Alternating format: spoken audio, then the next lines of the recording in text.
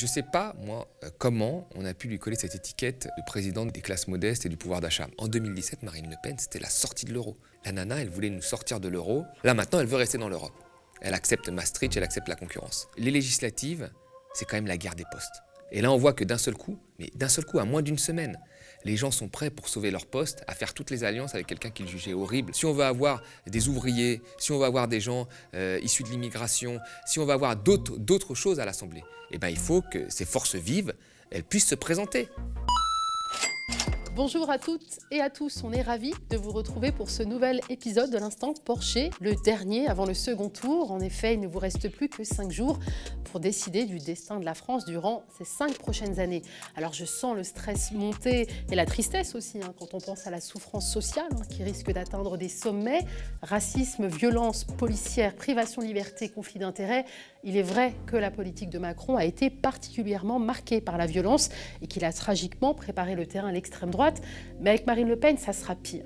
Marine Le Pen au pouvoir, c'est un état de droit en péril. Et celles et ceux qui sont des abonnés assidus aux médias en savent quelque chose. Ça n'empêche pas la candidate de gagner des points dans les sondages. Et pour cause, Marine Le Pen a fait du pouvoir d'achat une priorité absolue, avec pour étendard une mesure très grand public, ramenée de 20 à 5,5%. De manière pérenne, la TVA sur les carburants, le fuel, le gaz et l'électricité. Ce seront 12 milliards qui vous seront rendus, promet la présidente du Rassemblement national. Avec Thomas Porcher, nous passerons à la loupe le programme économique non seulement de Marine Le Pen, mais également d'Emmanuel Macron, qui fait aussi des promesses, comme la mise en place du chèque alimentation. On parle de tout ça dans l'Instant Porcher, avec bien évidemment un point sur les alliances à gauche pour les législatives.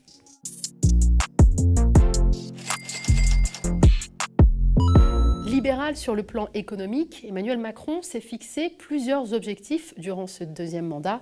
Le travail se trouve au cœur de son programme économique. On l'écoute. Nous sommes dans une société qui vieillit, c'est une chance, c'est une force de nos sociétés où on améliore le soin, la prévention. Il est donc normal, surtout compte tenu aujourd'hui de la nature des comptes publics, de la réalité, que nous travaillons plus. Thomas Porcher, bonjour. Bonjour Nadia. Alors Thomas, peut-être avant de parler des grandes lignes du programme économique d'Emmanuel Macron, est-ce qu'on peut parler de son bilan ? Il faudrait parler de son bilan, mais les gens ont du mal à en parler parce qu'en réalité, la pandémie et la crise des Gilets jaunes a brouillé le programme de base de Macron. Au début, Macron, c'était un libéral, un gros libéral, il faut vraiment le dire. Il avait un programme quand même de casse du service public, 120 000 postes de fonctionnaires en moins, baisse de la dépense publique, 60 milliards d'économies, sur l'assurance maladie, sur l'assurance chômage, sur les collectivités locales. Enfin, c'était vraiment un programme libéral comme la droite n'avait jamais osé le faire en France. Et la première année, ça a été ça. La première année, ça a été la réforme de l'ISF, c'est-à-dire une baisse de fiscalité de 4 milliards sur les 1% les plus riches, qui sont ceux qui ont le mieux profité finalement du quinquennat de Macron, sachant que ces gens-là détiennent déjà 25% du patrimoine français, c'est-à-dire qu'ils détiennent 25% de ce qu'il y a dans les comptes et de l'immobilier. Donc ça a été une baisse de 4 milliards pour ces gens-là, ça a été la baisse de l'impôt sur les sociétés pour les entreprises, sans contrepartie écologique ou de création d'emplois, juste une baisse de fiscalité. Ça a été la flat tax, c'est-à-dire la baisse sur les revenus financiers. Alors quand vous avez des revenus financiers, des actions en banque, c'est que vous êtes souvent plutôt riche, ce n'est pas les plus pauvres qui ont des actions en banque. Et là, on faisait une baisse de fiscalité sur ces revenus financiers-là. Donc ça a été vraiment un programme très libéral la première année. Puis la deuxième année, il y a eu les Gilets jaunes. Les Gilets jaunes qui ont freiné, parce qu'il y avait des réformes qui devaient arriver. Il y avait la réforme de l'assurance chômage et des retraites la deuxième année. Et les Gilets jaunes ont freiné ça. Il a organisé son grand débat, il a calmé les Gilets jaunes, il a lâché 10 milliards, ce que les syndicats n'avaient pas réussi à faire. Et puis après, il recommençait sur la réforme des retraites. Et là, il y avait une vraie convergence de lutte entre syndicats, entre Gilets jaunes au moment de cette réforme des retraites. Et la pandémie est arrivée. Et là, la pandémie a brouillé complètement les signaux, en fait, parce que Macron, il a commencé à faire du quoi qu'il en coûte, c'est-à-dire qu'il a soutenu l'activité avec de l'argent public. Et c'est ça qui a fait qu'on s'en est mieux sorti que certains autres pays. C'est-à-dire qu'il y a eu le chômage partiel, il y a eu les aides aux restaurants, il y a eu les aides aux entreprises, et il y a eu aussi tout ce qui a fait qu'on a résisté. Et tout ce qui a fait qu'on a résisté, c'était le modèle social. C'était ce que Macron voulait détruire. Et donc là, en fait, dans la tête des gens, Macron, c'est quelqu'un en fait, de pragmatique. Il a été libéral quand il fallait être libéral, puis il a soutenu l'activité quand il fallait la soutenir. Donc c'est quelqu'un de pragmatique, donc on ne sait plus vraiment ce qu'il est. Mais en réalité, il ne faut jamais oublier que c'est un libéral et que là, s'il passe au pouvoir, il risque d'y avoir un certain nombre de réformes. Il continue son programme. Il va taper les retraites, il va attaquer les chômeurs, il va attaquer les aides sociales, il va attaquer les plus pauvres. Et de l'autre côté, il va continuer à baisser ses impôts sur les entreprises. Donc, il ne faut jamais oublier ça. Il y a beaucoup de gens qui disent « Ah ben finalement, Macron, c'est pas tant libéral que ça, il a fait le quoi qu'il en coûte ». Oui, parce qu'il y a eu cette pandémie, là, en réalité, servi politiquement pour montrer qu'il était prêt. Mais il a un agenda libéral qui sert le patronat depuis le début et qui va continuer s'il est élu. Pour parler de son programme économique, le travail se trouve au cœur de ce programme. Oui, c'était déjà le cas en 2017. Alors, il faut voir ce qu'il appelle le travail, parce que le travail, pour lui, c'est baisser des impôts, c'est tout, c'est faire travailler les gens plus longtemps, jusqu'à 65 ans, alors même si là, il en rediscute, mais c'est la réforme des retraites. Cette réforme des retraites, il ne faut pas être dupe. Le seul but qu'elle a, c'est de faire des économies. C'est pas de dire que oui, les gens vivent plus longtemps, oui, on va augmenter les retraites. Enfin, c'est pas quelque chose qui est lié on va dire, à une amélioration de la condition humaine. C'est des économies qu'il faut faire. Et pourquoi il faut faire des économies? Parce qu'on a fait le quoi qu'il en coûte et qu'il faut servir la Commission européenne. Pareil pour le RSA. Le RSA, en fait, faire travailler des gens qui sont au RSA, voilà, c'est une façon finalement à un moment soit de les radier parce qu'ils ne trouvent pas un emploi, parce qu'il faut se souvenir de qui sont ces gens au RSA. Encore, derrière les chiffres comme ça, c'est qui ces gens qui touchent le RSA? C'est 2 millions de personnes. C'est des étudiants qui sortent des études, qui ne trouvent pas un boulot tout de suite, et donc qui ont juste le RSA et qui veulent trouver un boulot. Personne, quand on a fait des études, veut rester au RSA. C'est des gens qui sont en fin de droit de chômage et qui n'ont toujours pas trouvé de boulot, souvent des plus de 50 ans, 55 ans, et qui arrivent au RSA. Et pour eux, c'est un échec, ils préféraient retrouver un travail. Mais l'emploi français montre qu'il y a des trous quand on est jeune et quand on est vieux. Ça, il faudrait peut-être bosser là-dessus. Et l'autre partie, c'est des femmes qui ont été en séparation, qui ont un enfant. Souvent, c'était l'homme qui travaillait, elles se retrouvent seules, et là, elles vont tout de suite au RSA, mais elles ont un enfant en bas âge, elles ne savent pas comment gérer la situation, et là, tu vas demander à ces gens-là de bosser 20 heures en dessous du SMIC horaire, pour que, s'ils n'y arrivent pas, les radier. C'est ça le but, en fait, c'est de les radier, qui sortent des chiffres du chômage pour un beau chiffre du chômage et un taux de pauvreté qui va exploser. Donc, c'est ça le programme de Macron. Et puis après, il y a plein d'autres choses qui sont assez marrantes, c'est-à-dire que Macron, par exemple, il parle aujourd'hui beaucoup de la planification écologique. Bon, qu'est-ce qu'il met dedans? On ne sait pas. On ne sait pas. Il dit planification, planification. Il reprend ça à Mélenchon pour séduire l'électorat de Mélenchon. Mais qu'est-ce qu'il met dedans concrètement? On ne sait pas. Ça, c'est la première des choses. Il parle beaucoup de la souveraineté européenne. Il faut une souveraineté européenne. Très bien, mais là, il oublie encore une fois que l'Europe a un passif. Le but de la Commission européenne, c'est quoi? C'est de faire des économies, de couper dans la dépense publique, de faire des injonctions pour faire des économies sur les dépenses de santé. C'était ça avant la pandémie, on l'avait vu. Et là, il fait comme si ça n'existait plus et que tout le monde voulait une Europe souveraine. Alors certes, il y a le conflit ukrainien qui montre qu'on veut une souveraineté énergétique. Certes, il y a eu le manque de masse qui montre... Mais dans les faits, pareil, une fois qu'on a dit ces grands mots, il n'y a rien de concret. Et puis alors, ce qui est très marrant, c'est que là, il veut maintenant gouverner avec les citoyens. Alors, il n'arrête pas de dire ça, on va faire une commission citoyenne pour discuter de la fin de vie.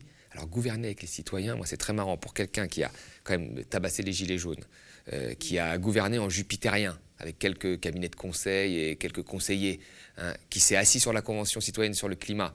Je veux dire, les mecs ont bossé, les citoyens, ils ont joué le jeu, et puis derrière, il a tout envoyé balader, et puis maintenant, il dit « je vais gouverner avec les citoyens ». Donc c'est un petit participatif à la Macron.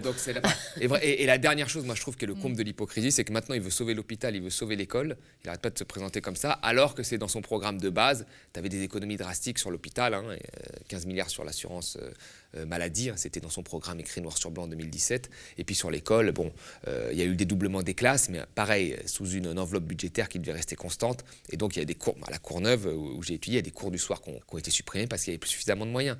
Donc Macron, il y a une très grosse hypocrisie sur son programme et il se sert en fait de ce qu'il a fait pendant la crise sanitaire pour dire voilà, je suis pragmatique, je vais changer les choses.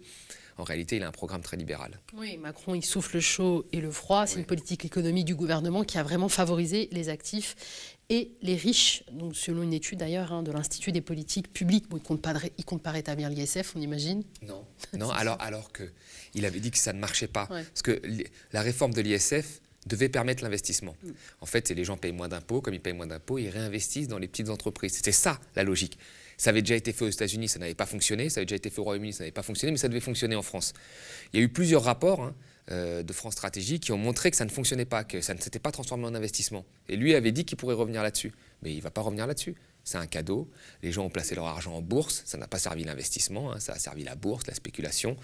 Et ça n'a pas fonctionné. Les deux rapports le montrent, mais on ne revient pas dessus. Ça y est. Est-ce qu'il souhaite réduire, comme sa rivale, la TVA? Là, il a fait un blocage des prix.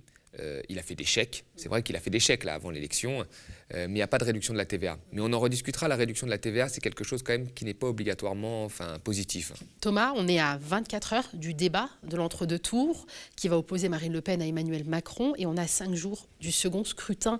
Quelles questions devraient lui être posées par les journalistes ? Là, il y a une question majeure de politique macroéconomique, alors très, très économique, mais bon, moi je regarde beaucoup ça. C'est en fait ce qui s'est passé après la crise de 2008, c'est qu'on a eu un rebond de l'activité comme on a eu là. C'est-à-dire on a eu un rebond de l'activité après la crise et très rapidement, il y a eu une politique d'économie, d'austérité à partir de 2011 qui a fait que la reprise s'est arrêtée. On devait avoir une reprise en V, on a une reprise vraiment en racine carrée, ça s'est arrêté d'un coup.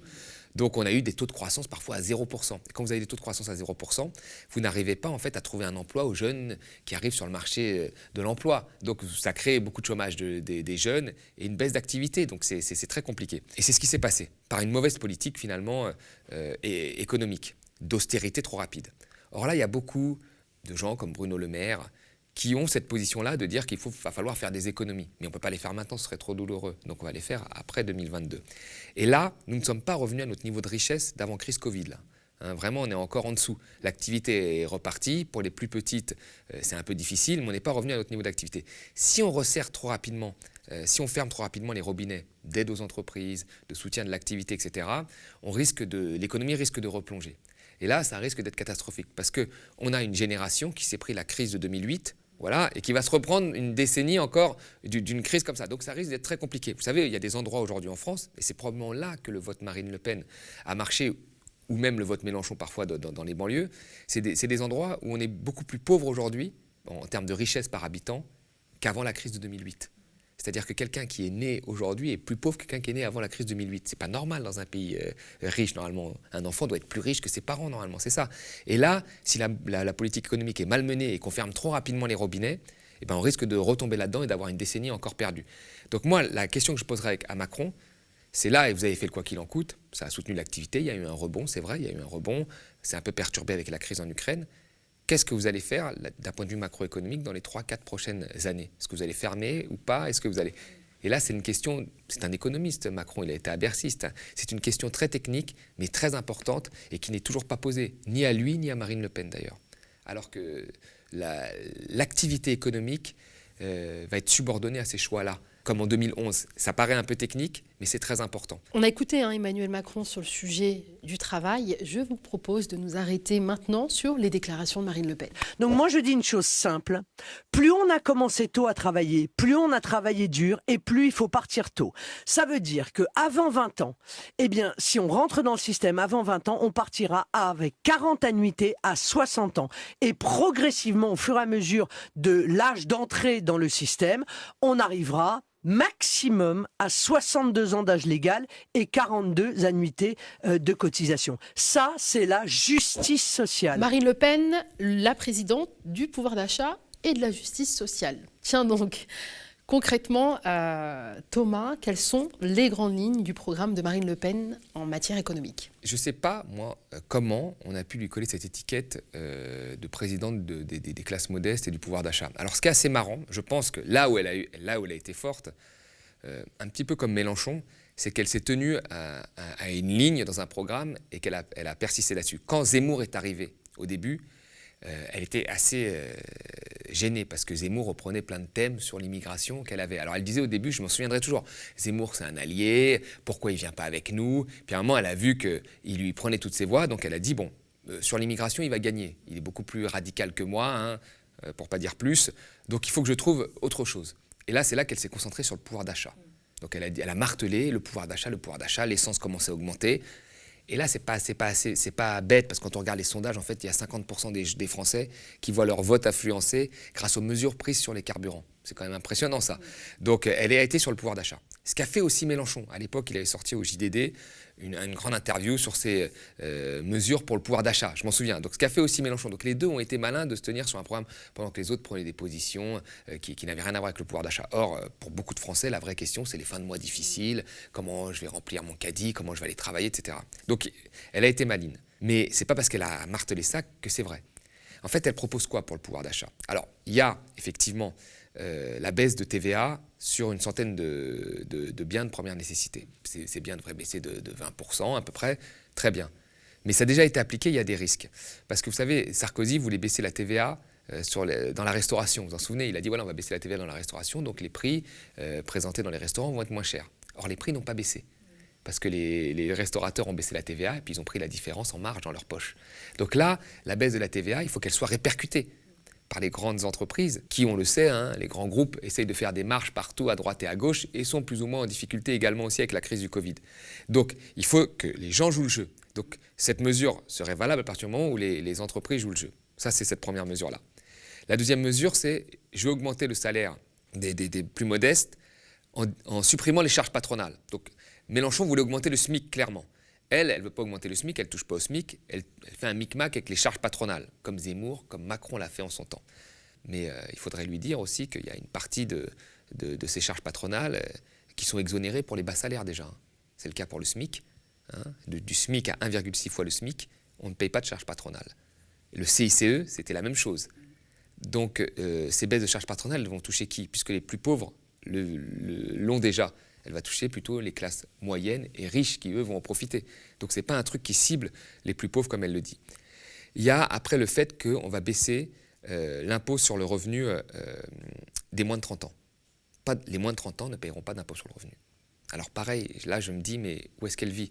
Quand on regarde les chiffres, les moins de 30 ans, en général, ils commencent leur carrière, ils ne payent pas un impôt sur le revenu énorme. Soit ils ne le payent pas, soit ce n'est pas énorme. Donc quand on dit on va exonérer l'impôt sur le revenu pour les moins de 30 ans, on s'adresse à qui? Aux jeunes start-upers, aux jeunes traders qui gagnent plein d'argent, qui eux sont contents de ne pas payer l'impôt sur le revenu. On ne s'adresse pas aux plus modestes, qui eux commencent leur carrière et touchent pratiquement rien. Donc ça, c'est une mesure qui va profiter aux plus riches. Macron aurait pu l'inventer, ça. Elle dit on va baisser l'impôt sur les sociétés pour les moins de 30 ans. Pareil, ça veut dire quoi ça? Les moins de 30 ans, ils payent un impôt sur les sociétés, mais en général, à part s'ils ont fait des start-up qui font des plus-values financières de dingue, c'est pas des salaires énormes, c'est pas des impôts énormes. Donc là, c'est une mesure qui s'adresse à ceux qui vont placer leur entreprise à Dubaï, au Luxembourg ou à Londres, donc la Startup Nation. Donc toutes ces mesures, en fait, ne touchent pas en réalité les plus modestes. Ce sont des mesures qui s'adressent plutôt à la classe aisée. Donc vous voyez, là, les mesures qu'elle propose, Macron aurait pu le faire. Donc c'est pas la présidente du pouvoir d'achat des plus pauvres, c'est la présidente du pouvoir d'achat en réalité des jeunes les plus aisés. Et s'agissant de la réforme des retraites, elle veut un départ, elle, jusqu'à 62 ans maximum. 62 ans, alors au début c'était 60 ans, là elle est arrivée à 62 ans. Ouais, ça c'est important parce que ça prouve qu'elle n'a pas en fait une ligne directrice sur son programme économique. Mélenchon, ça a toujours été 60. Voilà, parce que quand on regarde les statistiques, la plupart des gens sont épuisés à 60 ans. Quand on interroge les gens à 40 ans, vous avez quasiment 50% qui vous disent qu'ils ne pourront pas faire le même métier à 60 ans. Qui font un burn-out déjà à 40 ans. Qui font un burn-out, qui sont cassés. On voit que le marché de l'emploi ne veut plus des vieux. Il a tendance à évacuer les vieux pour recruter des jeunes à même poste qui serait moins cher. Donc on a tous les indicateurs qui montrent que voilà, la retraite au-delà, elle ne concerne que des gens, quand vous êtes un grand professeur, un grand écrivain, oui, jusqu'au bout un grand présentateur, jusqu'au bout de votre vie, par choix, vous allez travailler parce que ça vous plaît. Mais quand vous êtes dans un travail qui tue, qui délabre, à 60 ans, c'est fini. Vous avez le droit normalement à une fin de vie à peu près dans le repos convenable et c'est normal. Et elle est passée de 60 à 62 ans. Pourquoi? Parce que le but de Marine Le Pen, ça a été d'être de plus en plus mainstream. En 2017, Marine Le Pen, c'était la sortie de l'euro. Attention, la nana, elle voulait nous sortir de l'euro. Quand on lui a demandé comment, on s'est vu qu'elle s'est effondrée au débat avec Macron parce qu'elle ne savait pas vraiment comment. Elle a commencé à parler de l'euro écu, enfin tout était un peu embrouillé dans sa tête. Là maintenant, elle veut rester dans l'Europe. Elle accepte Maastricht, elle accepte la concurrence. Elle veut aujourd'hui rembourser la dette. Elle tient compte du fait que la dette doit être traitée de manière un petit peu comme les libéraux, comme un danger, etc. Et donc dans ce contexte-là, elle est obligée de faire des réformes. Donc elle passe la retraite de 60 à 62. Alors Macron, il passe de 65 à 64. Bientôt, les deux vont converger à 63. Enfin voilà, on sent bien qu'il y a du micmac, il y a du positionnement. Voilà, alors bien sûr, par rapport à Macron, elle gagne 2 ans, donc elle a l'impression d'être... Mais c'est la même chose. En réalité, c'est quasiment la même chose, d'un point de vue économique. Donc son programme ne va pas vraiment améliorer la condition des pauvres, comme elle le prétend. Non, il n'y a rien sur l'augmentation des salaires. Je veux dire là, pareil, encore une fois, l'augmentation des salaires, c'est le micmac, comme j'ai dit, sur les cotisations sociales, et c'est le patron qui décidera, une fois qu'il ne paye plus ses charges patronales, s'il veut augmenter les salaires. Donc il n'y a rien pour augmenter le SMIC. Il n'y a rien, par exemple, pour les problèmes de logement qui touchent une grosse partie des Français. Il n'y a rien là-dessus. Elle résout ça comment? En fait, ce qu'elle offre, c'est toujours un défouloir sur les autres. C'est-à-dire qu'elle dit, finalement, les HLM, on ne les donnera pas, on les donnera en priorité aux Français. Donc là, c'est un défouloir, on est très content, mais il n'y a rien en réalité pour que les gens puissent trouver un logement, etc. Donc il n'y a rien en fait comme mesure sociale forte. Et quand bien même les baisses de TVA, les baisses de charges patronales, toutes les économies qu'elle va faire, eh ben, il va y avoir des coupes de l'autre côté sur le modèle social. Alors elle te dit, ouais, mais les coupes, moi je vais les régler très simplement en donnant la priorité pour les prestations sociales aux Français et pas aux étrangers. Vous voyez, c'est ce qu'elle dit. Comme si les prestations sociales étaient offertes comme ça aux gens qui arrivaient. Enfin, tu sais, les pompes aspirantes dont on nous parle, c'est des conneries tout ça. Enfin, quand vous arrivez en France, pour toucher le RSA, il faut attendre 5 ans. Il faut habiter 5 ans en France avant de toucher le RSA.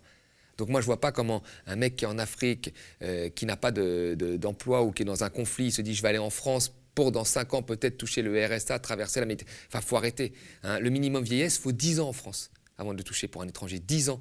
Donc les pompes aspirantes, elles n'existent pas. Et puis il y a un emploi sur 5 en France qui est déjà réglementé et qui est que pour les Français. Je veux dire, les Français ont déjà mis un certain nombre de barrières pour que les étrangers ne puissent pas avoir les mêmes emplois qu'eux. Hein, je veux dire, ils n'ont pas reconnu leur diplôme, et ils ont mis du temps, même parfois, on a vu des médecins étrangers qui travaillaient à l'hôpital, qui avaient les mêmes fonctions que les médecins français, mais on ne reconnaissait pas leur diplôme, donc ils étaient payés beaucoup moins. Ça existe depuis longtemps. Donc les professions, dès qu'elles ont eu des vagues d'immigration qui pouvaient les concurrencer, elles se sont protégées. Depuis longtemps, ça existe en France. Et Marine Le Pen a fait comme si ça n'existait pas, mais ça existe depuis longtemps. Et quand on a besoin de main-d'œuvre, là, on ouvre ces protections. Hein, les kinés, on a ouvert, on a dit on peut prendre les étrangers, et ainsi de suite. Donc les pompes aspirantes et le fait que les étrangers volent des emplois aux Français, c'est quelque chose de parfaitement faux, ça il faut le dire. Et elle, en fait, la seule réponse qu'elle offre aux Français qui n'arrivent pas à trouver un emploi, aux Français qui n'arrivent pas à trouver un logement, aux Français qui n'arrivent pas à trouver une place en crèche, c'est qu'il y a trop d'étrangers. Alors qu'en réalité, c'est les économies, la casse du modèle social ces 20 dernières années qui font que ces gens-là ne trouvent pas et d'emploi, et de place en crèche, et de logement. Voilà. Et donc la réponse qu'elle donne est une réponse qui est complètement, déjà qui est fausse, qui est d'un point de vue démocratique inacceptable, mais qui en plus d'un point de vue pratique serait complètement inefficace.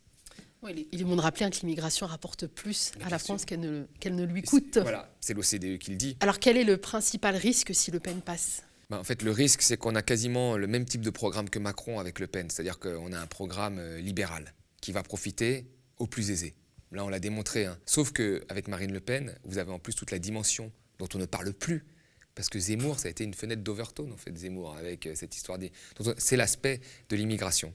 Et il faut vraiment bien comprendre ce que ça ferait en vie réelle. Parce que moi, j'entends beaucoup de gens, et même parfois des gens de sensibilité de gauche, dire « Ah, c'est fini, je ne vais pas voter, machin ». Mais c'est toujours très simple, théoriquement, de dire ça. Quand on habite dans le 3e arrondissement, c'est simple, théoriquement, de dire ça.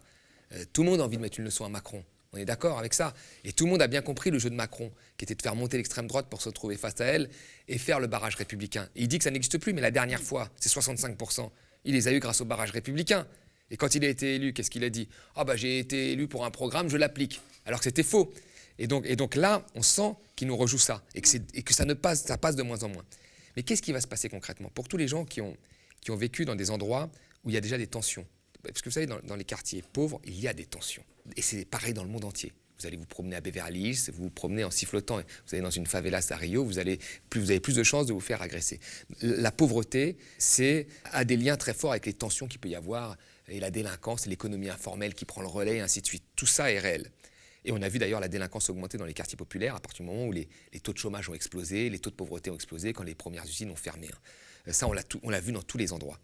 Et dans ces endroits où il y a des tensions sociales très fortes, je pense que la moindre braise peut tout enflammer. Et là, il peut y avoir des conséquences très fortes. Donc moi, une Marine Le Pen qui passe, ça va être un relâchement total dans ces endroits-là. Et un relâchement total, ça veut dire des violences qui peuvent être très fortes entre individus. Et quand on connaît déjà le caractère enflammable de quartiers populaires qui vivent déjà dans la pauvreté et tout, on ne peut pas théoriquement dire « Oh ouais, c'est Marine Le Pen et puis rien ne changera et puis vous l'aurez et tout ». Ça va être plus compliqué que ça. Je veux dire, il risque d'y avoir dans des endroits où elle a fait des scores énormes, une libération de la violence, etc. Parce que les gens se sentiront légitimes. Et ça, c'est pas acceptable. Ça n'est pas acceptable.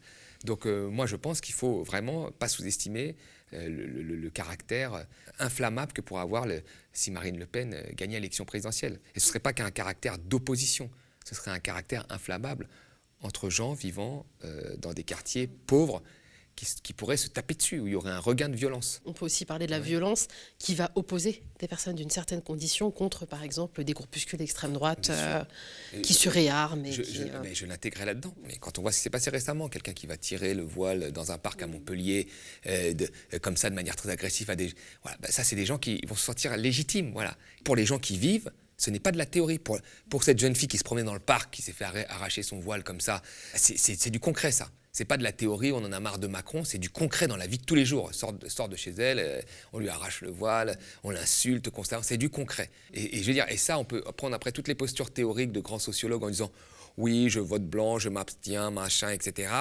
Concrètement, ces gens-là, la violence au jour le jour, je veux dire, c'est quelque chose d'horrible, d'ignoble pour ceux qui l'ont vécu ou qui l'ont perçu. C'est quelque chose d'ignoble. Et donc là, moi, se dire qu'il risque d'y avoir ce caractère inflammable d'une partie de la société qui est sous tension déjà et que la moindre chose peut que ça se transforme en dynamite, je ne peux pas l'accepter. Je ne peux pas l'accepter.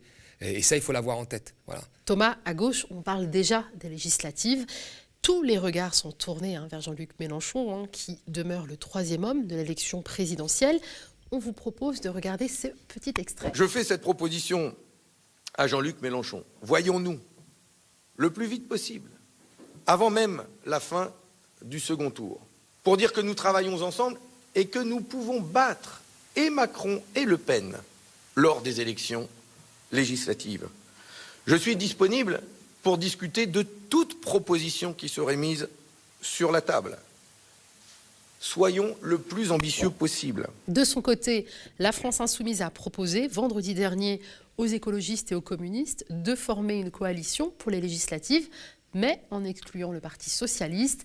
Aïe aïe aïe, les fameuses alliances dont on parlait déjà la semaine dernière. Thomas, que penses-tu de la proposition de la France Insoumise de tendre la main aux écologistes et au PC et d'exclure le PS ? Alors je trouve que c'est une clarification qui était nécessaire. Non, parce que le PS, je pense que c'est pas infamant, mais son avenir est plutôt du côté du centre. Il faut le dire. Déjà, on a vu des gens du PS comme Rebsamen, qui est toujours au PS, qui a sa carte au PS, qui a appelé à voter Macron, très clairement. Enfin, Macron était dans la continuité des réformes du PS. Donc le PS n'est plus de gauche, il faut une clarification. Et eux-mêmes l'ont clarifié à plusieurs reprises. Carole Delga, etc., a dit qu'elle ne voulait pas d'alliance avec la France Insoumise. Donc là, au moins, c'est clair. Donc moi, je trouve ça bien. Je trouve ça très bien. Après, je trouve ça bien aussi le fait que ce soit la France Insoumise qui tende la main aux communistes, à Europe Écologie Les Verts, et qu'ils posent comme base de négociation le fait que le nombre de candidats de chaque parti sera en fonction de leur score. Je trouve ça bien de poser, parce qu'après les partis vont négocier. Europe Écologie Les Verts, ils savent très bien négocier. Ils ont négocié pendant des années avec le PS. Ils ont eu des postes de ministres, ils savent négocier. Après, ils vont négocier en fonction des individus, et puis ça va être fait au cas par cas, en fonction de chaque personne, et c'est normal. Et pareil pour le PC, c'est normal de faire du cas par cas comme ça. Bon, voilà. Mais je trouve que comme base de négociation, c'est plutôt juste, et c'est bien que la France Insoumise enterre la hache de guerre aussi rapidement, parce que les 2 dernières semaines de l'élection présidentielle, c'était quand même du tous contre Mélenchon. Donc c'est bien. Bon, c'est une bonne chose. Olivier Faure, il lâche pas l'affaire. Il assure qu'il est prêt à engager un dialogue dans un entretien publié pour Libération. C'est ça. Moi, là, on voit, si ces gens-là, en fait, avaient une réelle ambition de sauver le climat, de faire en sorte qu'il y ait moins de précarité en France, ils auraient lâché leur candidature à la présidentielle, et puis ils auraient fait campagne pour Mélenchon, et peut-être que Mélenchon serait au 2e tour. Et là, on voit que d'un seul coup, à moins d'une semaine, les gens sont prêts pour sauver leur poste à faire toutes les alliances avec quelqu'un qu'ils jugeaient horrible à l'époque. Alors qu'il savait, Faure, il avait même dans une interview, il savait que Hidalgo allait perdre. Tout le monde le savait, mais lui, il a même dit, et à ce moment-là, il n'a pas dit, on peut aller négocier avec Mélenchon, on verra pour rembourser les frais. On voit que les frais d'une campagne peuvent se rembourser, surtout que la campagne n'avait pas coûté très cher, peuvent se rembourser rapidement quand il y a des choix qui sont bien faits surtout. Mais il n'y avait pas ça, il fallait maintenir Hidalgo, et puis maintenant, il faut tendre la main à Mélenchon. Et là, ça dit quand même quelque chose. C'est que les législatives, là on nous parle de troisième élection, je suis d'accord, mais c'est quand même la guerre des postes. C'est la guerre des postes. Un poste de député, c'est bien là, ça fera je ne sais pas combien de temps qu'il est député, mais on gagne bien, on a des assistants, on est à l'Assemblée. C'est un métier que tout le monde rêverait d'avoir. Et eux, s'ils n'ont plus ça, qu'est-ce qu'ils vont faire? On ne sait pas. Non mais c'est vrai, on ne sait pas. Donc là, ils sont prêts à se vendre à n'importe qui pour leur poste. Et ça, je veux dire, moi, de manière générale, je vais même aller plus loin dans la réflexion. Il va y avoir beaucoup de parachutage. Là. Moi, c'est une question qui me dérange dans tous les partis. Enfin, qu'un chef de parti se parachute, d'accord, parce qu'un chef de parti, il fait une élection nationale, il voulait être président. Donc effectivement, il peut se dire qu'il est citoyen de toute la France. Ça peut passer, je peux comprendre ça.